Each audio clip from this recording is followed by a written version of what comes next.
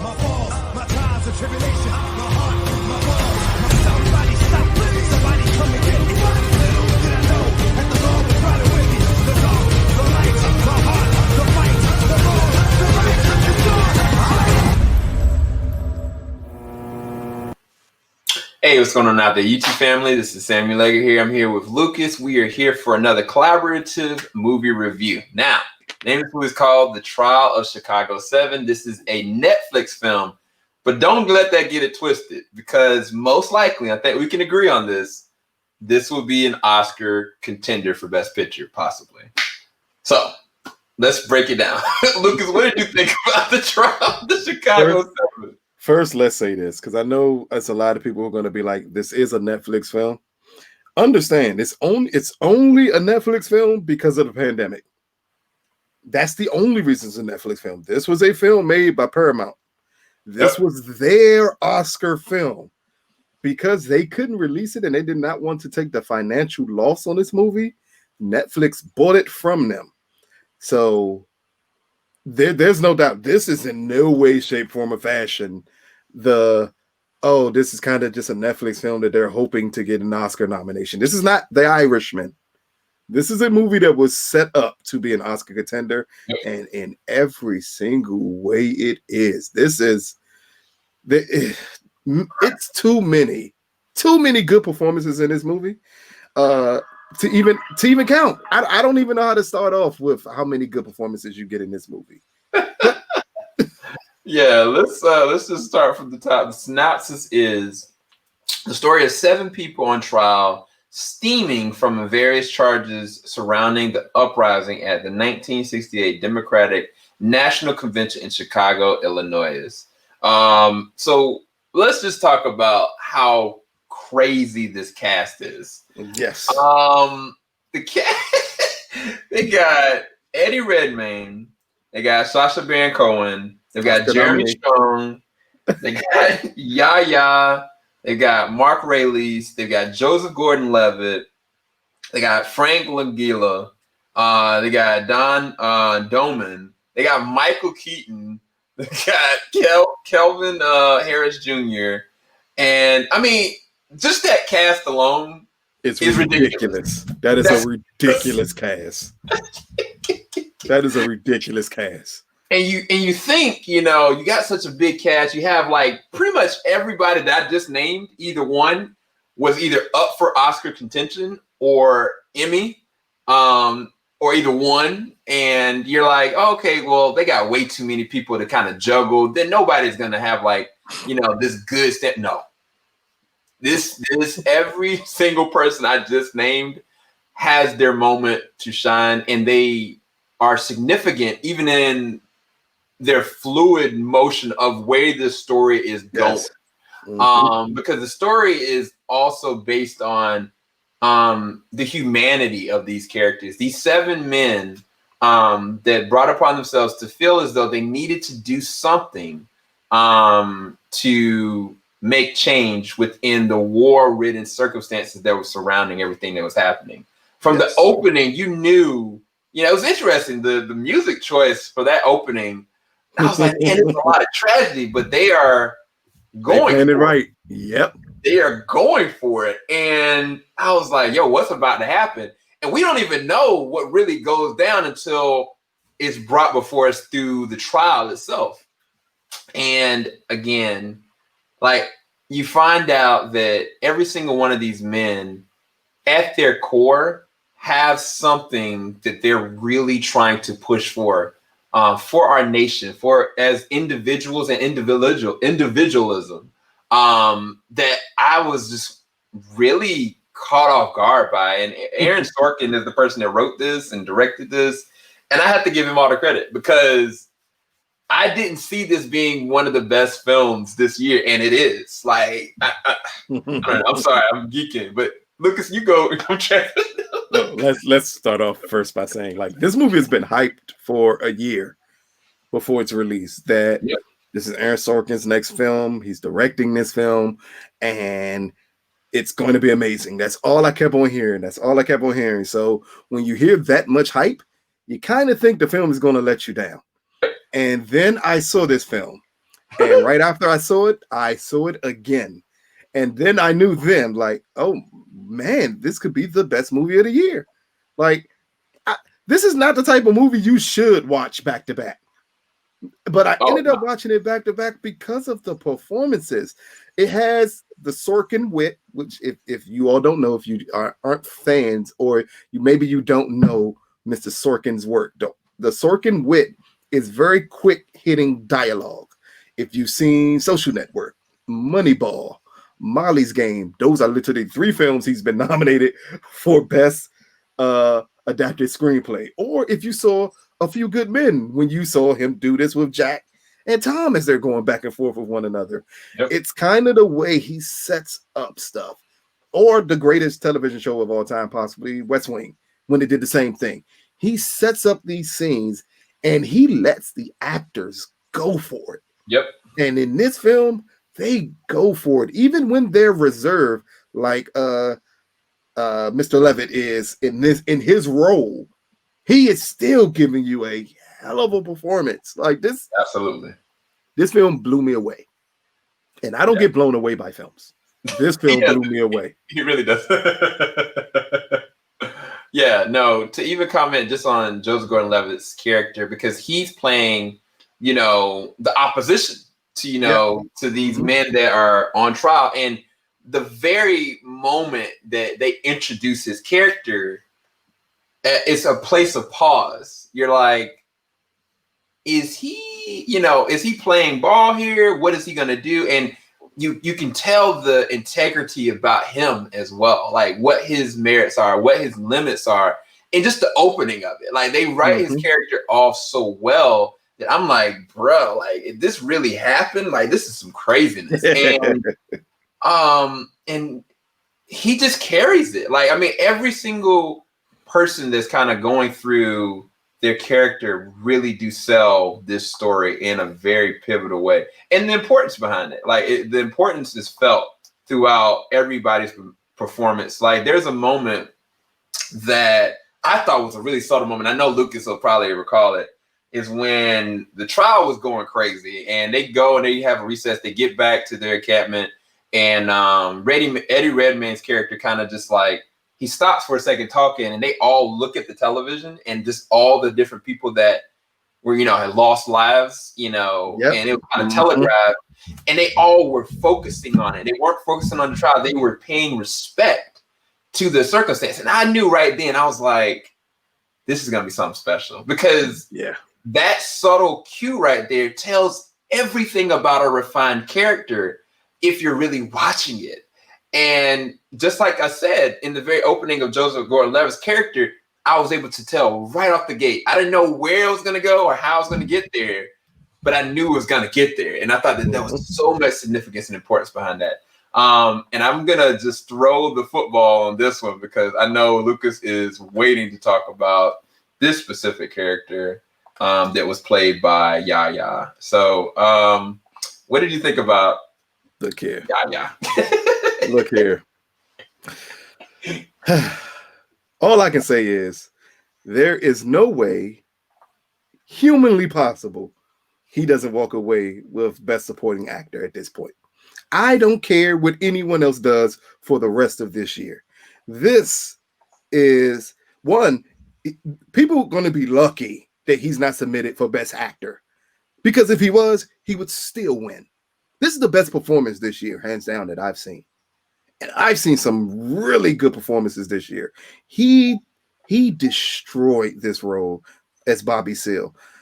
For people who don't know just how important of a person Mr. Seale is as the co-founder of the Black Panther Party, and you get to see what happens in this trial. And wow, it's an Aaron Sorkin film, so a lot of this is dramatized, meaning he plays a lot with timelines to make it more dramatic. That's why it's based on a true story and not like doc drama.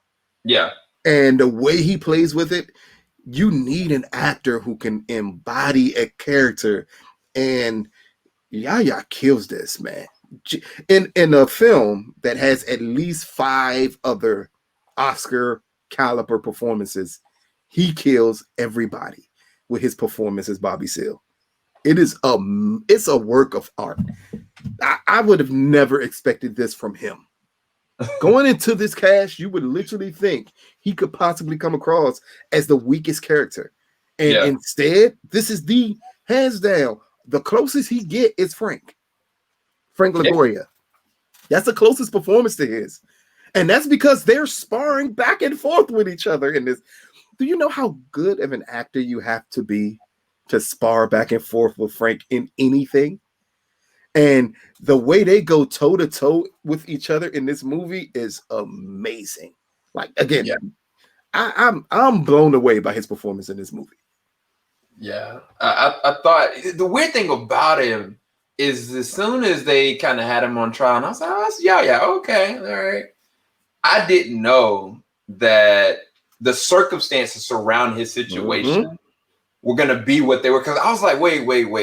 That's not good practice. That's not justice. That's not even ethical law practice. And I'm like, wait. How is this even a thing, right? And so throughout most of the time, like you're watching, Yahya in his performance, trying to plead his case, trying to be ethical, trying to do whatever he has to do to account for his own humanity. And like your boy, the judge, he just keeps on hammering. And like, no matter what, at a certain point, you're just like, yo, Yahya, just sit down, bro. Like, cause there's nothing going to change. He does it. He's like, forget you. I'm going to tell my case. I have rights. I am a human being. You cannot do this. And I was just like, you can't help but feel inspired. But at the same time, you're just like really captivated that this is, an actor doing this. It's not like, it's not like this is actually, the actual person, even though the actual person is still alive from what I was talking to Lucas about. Bobby is still alive, and Bobby has written books about this trial. Because for people who don't know, this is a real trial. It is called the trial of the Chicago 7. And he was the 8th person who was charged. And history just acts like he didn't really exist during the trial because the judge didn't care that he was there. Yep. The judge was openly racist and let it be known he did not respect him. Yep. And everything that Bobby stood for. And he fought until it's filmed here. And I know there were people who were wondering, did that happen in real life? Yes, that happened in real life. That's all I'm going to say. Without spoiling anything, it happened in real life. If you look up online, because back then there were no cameras in courtrooms, there's literally a drawing that was drawn during the trial of that scene. And when you see the drawing and then you harken back to the scene and how powerful that scene is, it is ridiculous. And Yahya was able to channel all of that emotion into a gore. Man, how is it humanly possible that this man is not starring in everything at this point? Someone has to explain that now. I mean, he's well on his way. He just won an Emmy for Watchmen, so I mean, he's well on his way. Then let's talk about these two gentlemen right here who just like they go for it.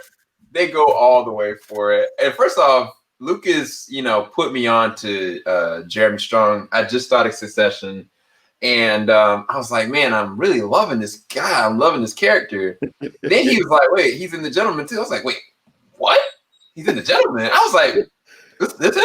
Then I looked at this movie and I was like, no, that's not him. There's no way this is him. I was like, yo, it's him.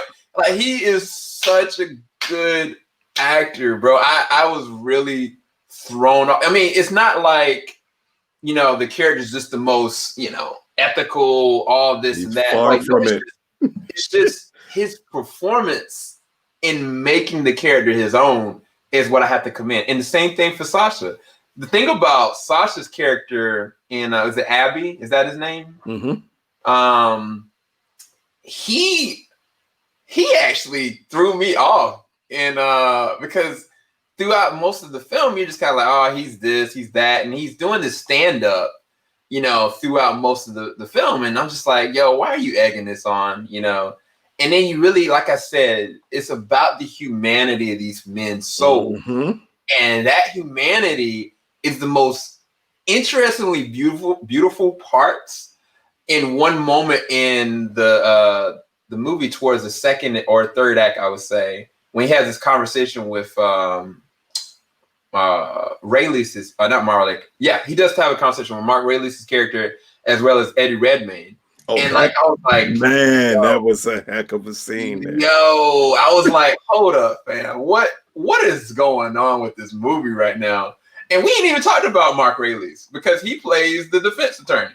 And brilliantly plays the defense attorney. He is just on. Well, first of all, I have love in my heart for Mark Rayleigh's. I think he is one of the best actors. There's not been a role that I've seen with him that hasn't been really, honestly, truthful and good. And he's not one of those actors just like explosively, like, in your face and doing this. Like, he's not like, no shade to Leo. He's not like one of those engaging, just like this kind of actors.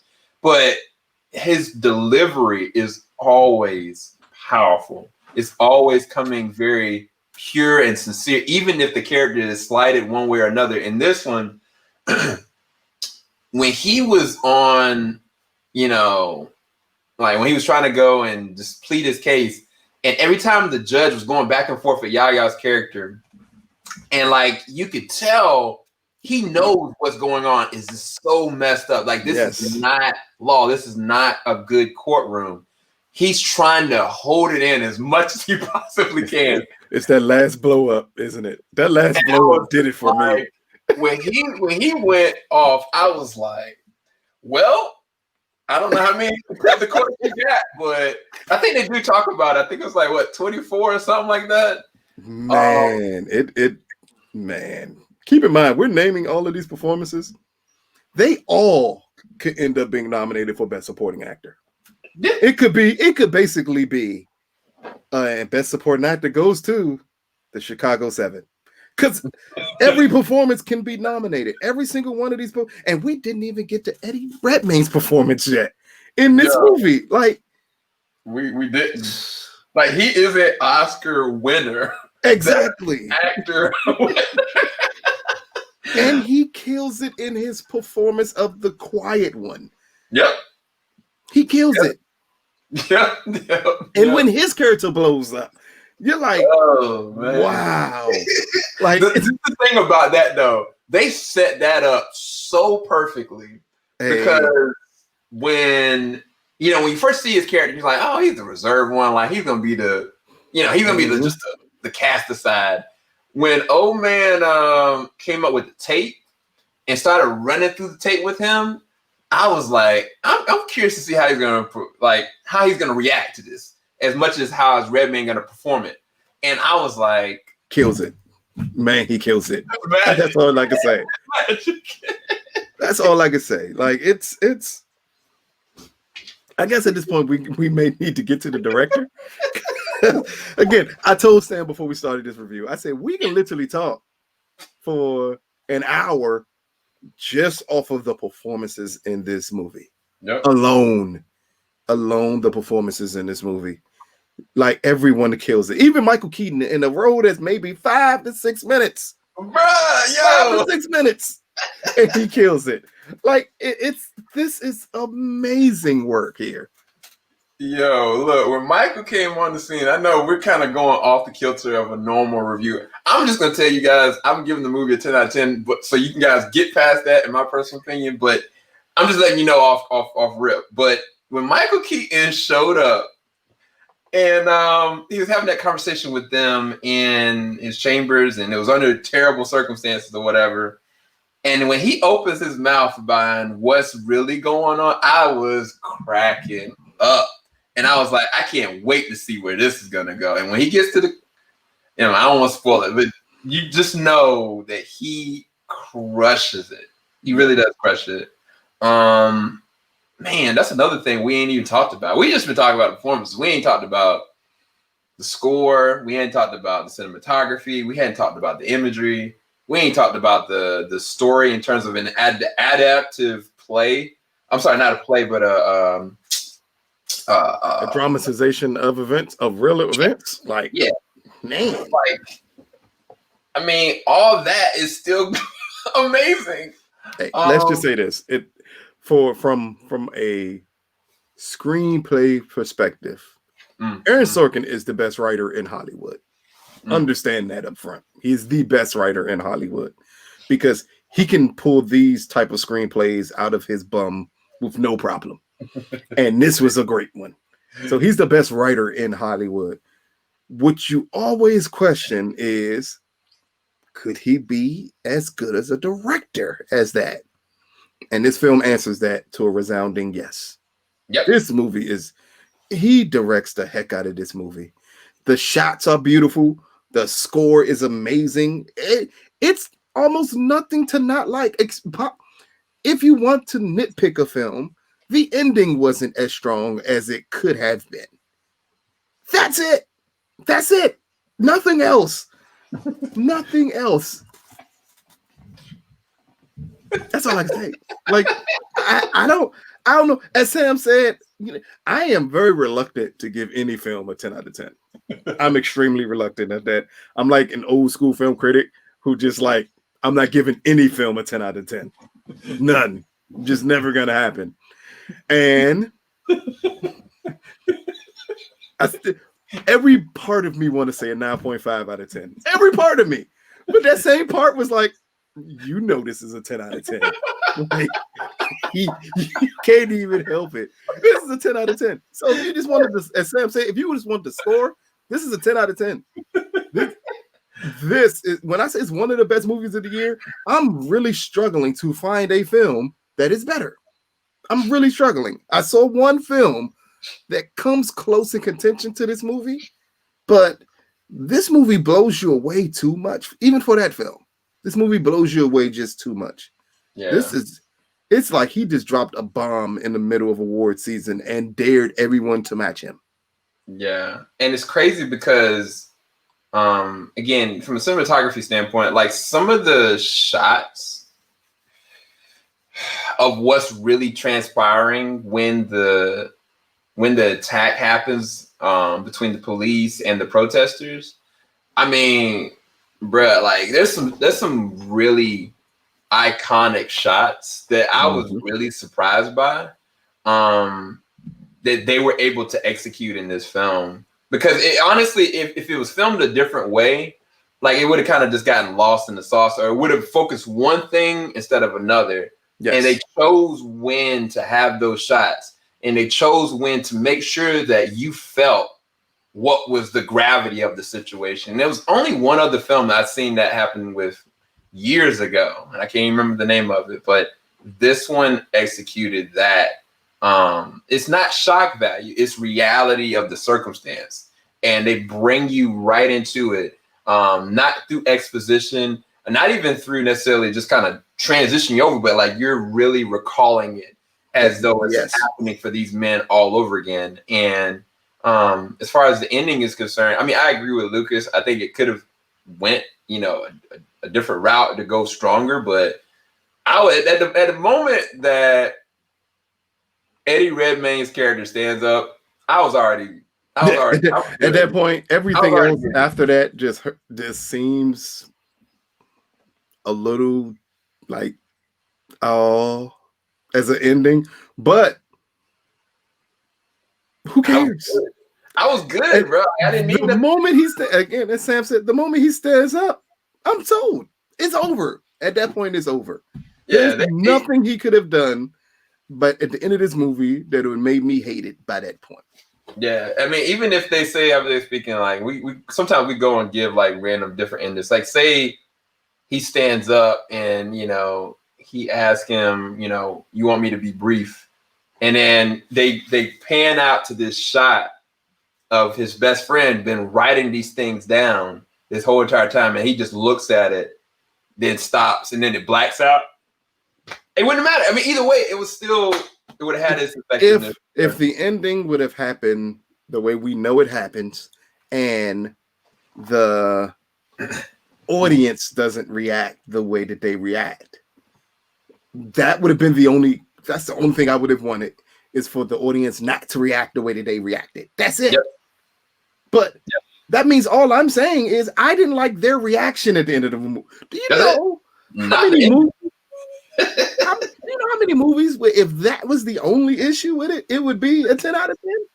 You know how many movies that would be the case with? None. I've tried to nitpick this movie. I am someone when I review films, I nitpick. I nitpick to find the little things that could make something better. And I literally could not find something that could make this better. That's so rare to me. To not be able to find something that could make a film better. Yeah. And again, like with this cast, low key, man, Frank could get a nomination. Frank was crazy in this joint. When I said that for Best Supporting Actor, you can nominate this entire cast. Frank, Yaya, who will win, Mark, and probably Sasha. Yep. There you go. That's 4 of the 5 slots for Best Supporting Actor that can be taken up. Yep. 4 to 5. Yeah. It's gonna be interesting to see what happens during war season, but this should get nominations no matter what. I don't see how it won't. At least 10. At least 10 nominations. Yeah. At least 10. And Aaron Sorkin gets nominated for everything. It's more amazing that this is this man's second film. Second. Yeah, I was like, so he made Molly's Game and then he made this second, right? Yeah, yes. And Molly's Game, the Oscar nominated on his first film, Molly's Game, which is a really good movie, but it's not this. This is another level. This is another level of type of film. Yeah. I think if we didn't have the world in the situation that we're currently in, this movie would be so big because it would have been released by Paramount and it would have been released around December. They would have held on to this movie and you'd have got this around December and it would hit so different than it's going to hit because it's on Netflix. Yeah. But because no film is releasing in theaters, there's nothing right now that I can see competing with this movie. At this point, I need someone else to surprise me with another movie that I didn't see coming that does what this movie does. Yep. All right. We are done. You got our review numbers. We dissected this. We really didn't give you anything in terms of what happened in the story. You just got to watch it for yourself. You owe it to yourself to watch this film as soon as you can. It's on Netflix. Go and check out Lucas. Go to the description bar below. You can check him out on Twitter. If you have any comments or thoughts, leave it in the comment section below. We can talk about this as much as we can without any kind of spoilers. But I think you should definitely go and check out The Trial of Chicago 7. All right. Take care, you guys. Peace.